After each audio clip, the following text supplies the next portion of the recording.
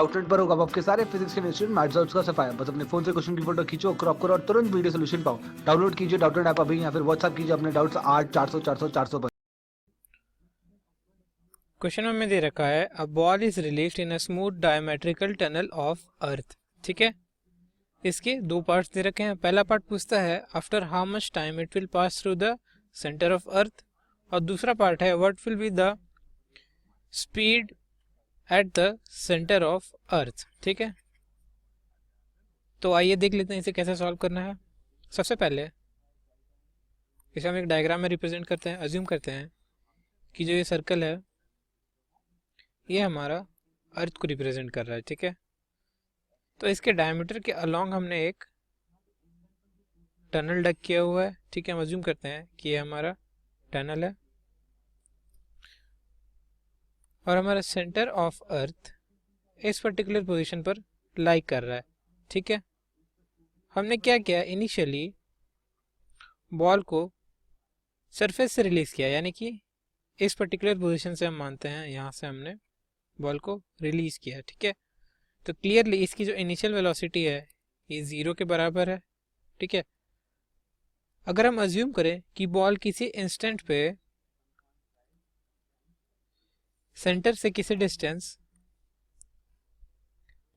x पर है, तो अगर हम अज्यूम करें इस पर्टिकुलर इंस्टेंट पर जो फोर्स ऑफ अट्रैक्शन है between this ball and the centre of अर्थ, इसकी वैल्यू कुछ f के बराबर है। ठीक है, तो आइए देखते हैं f की वैल्यू क्या आएगी यहाँ पर। अगर हम कंसीडर करें कि जो अर्थ का एंटायर मास है इसकी वैल्यू m के बराबर है, तो आप देख सकते हैं इस पर्टिकुलर पोर्शन का मास कितना हो जाएगा। इस पर्टिकुलर पोर्शन का मास हो जाएगा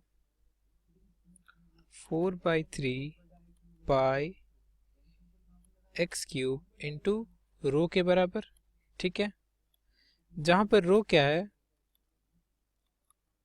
मास डेंसिटी है अर्थ का। ठीक है, तो रो की वैल्यू क्लियरली आप देख सकते हैं हमारे पास आएगी मास बाय वॉल्यूम, यानी कि mass of earth divided by volume of earth, यानी कि 4/3 पाई r³।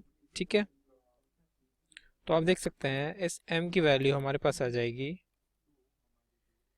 Capital M into x³ by r³ के बराबर।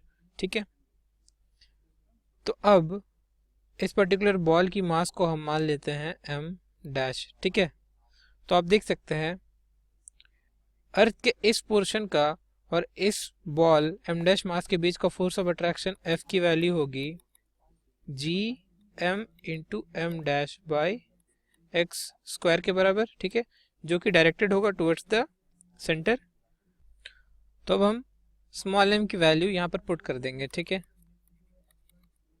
तो हमारे पास इक्वेशन कुछ इस तरह का आ जाएगा।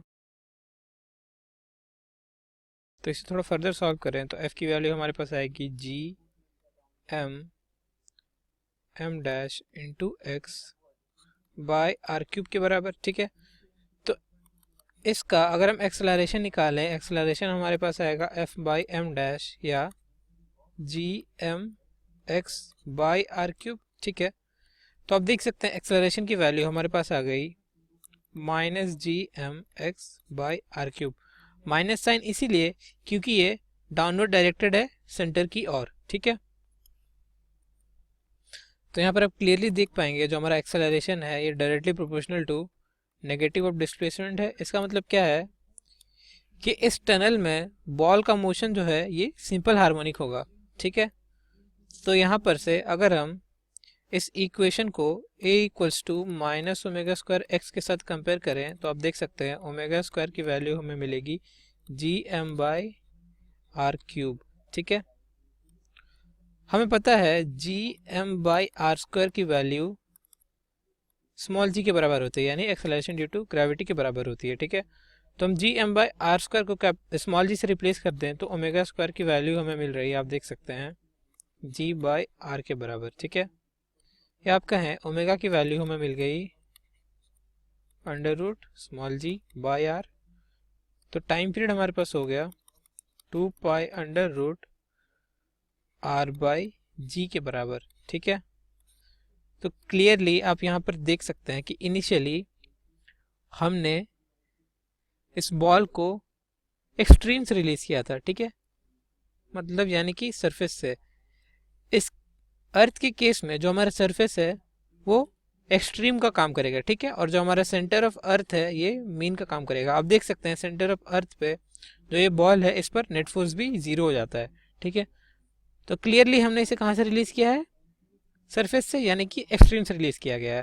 तो हमें पता है अगर हम पार्टिकल को एक्सट्रीम से रिलीज करते हैं तो हमारे पास इक्वेशन क्या आती है? x equals to A cos omega t के बराबर आती है। ठीक है, तो एम्पलीट्यूड की वैल्यू क्या है यहाँ पर? एम्पलीट्यूड की वैल्यू आप क्लियरली देख सकते हैं, ये equal to radius of earth है। ठीक है, तो हमारा इक्वेशन कुछ इस तरह का आ जाएगा डिस्प्लेसमेंट का, x equal to R cos omega की जगह हम डालेंगे under root g by R into t. ठीक है, हमें पहले क्वेश्चन में पूछा है after how much time it will pass through the centre of earth. तो हमें पता है कि अगर एक्सट्रीम से हमें मीन की ओर जाना है तो टोटल टाइम कितना लगता है? टाइम पीरियड का 1/4। ठीक है, तो यहाँ पे हो जाएगा to reach from centre to extreme या एक्सट्रीम टू सेंटर, इस टाइम की वैल्यू हो जाएगी कैपिटल T/4, या आप कह सकते हैं 1/4 into 2 pi under root R by G. ठीक है, इसकी वैल्यू कितनी हो गई हमारे पास? π/2 under root R by G के बराबर।